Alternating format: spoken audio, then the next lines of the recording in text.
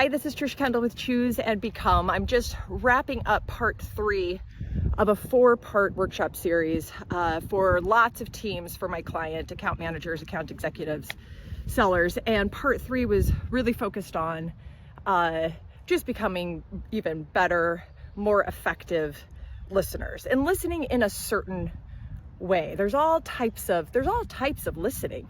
You know, I think sometimes maybe we think about listening just as one broad category or definition or way. But just like tools in your toolbox, there's listening when you need a wrench, there's listening when you need a screwdriver, there's listening when you need a hammer. There's different types of listening for different things. And what we were exploring is when we choose to build or create a trust building moment with someone. And our sole purpose of listening is listening to identify with them. You know, understand what they're thinking and why, or what they're feeling and why, or what they're seeing and why. And this is not a video on that, but I wanted to tee up that in one of the workshops when we were exploring this, a senior account executive who actually has a background in journalism, it was just so interesting to me what he added to the conversation in such a humble way.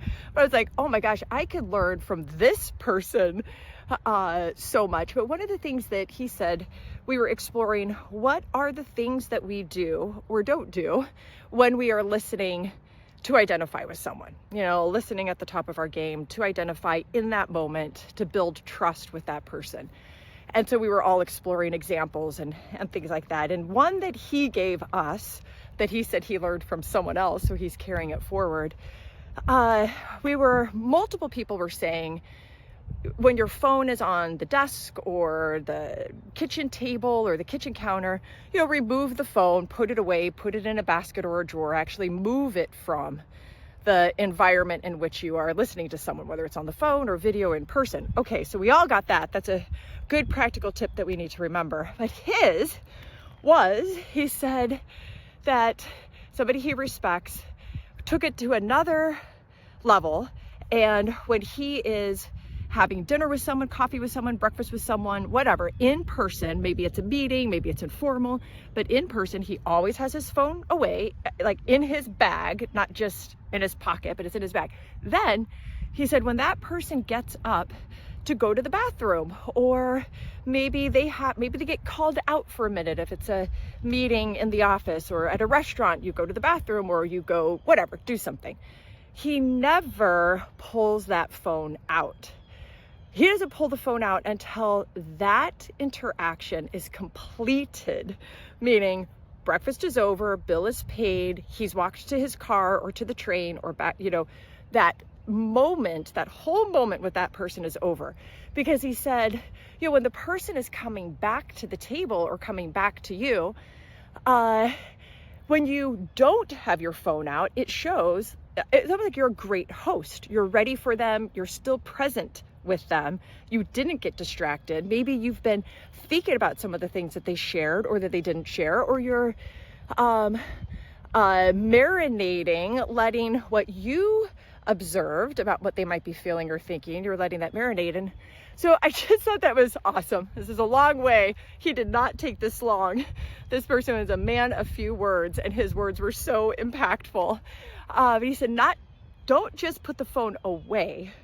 Never bring the phone back while you're in that whole moment with that person. It shows all the things that this person matters most. This moment matters most. We matter most. Thanks for being along this journey with me. There's a lot of talk about listening. I don't know anyone for sure, including myself, that has truly mastered listening fully to identify with someone. That even those who are unbelievable at it, and I'm lucky to have one of those people in my life that are unbelievable at it, they never stop. They never stop evolving and practicing and learning from other people.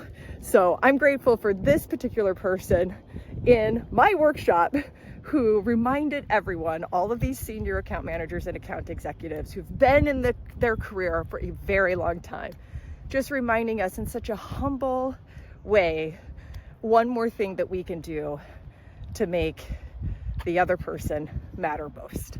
All right. Whew. Thanks for being along this journey. Choose and become.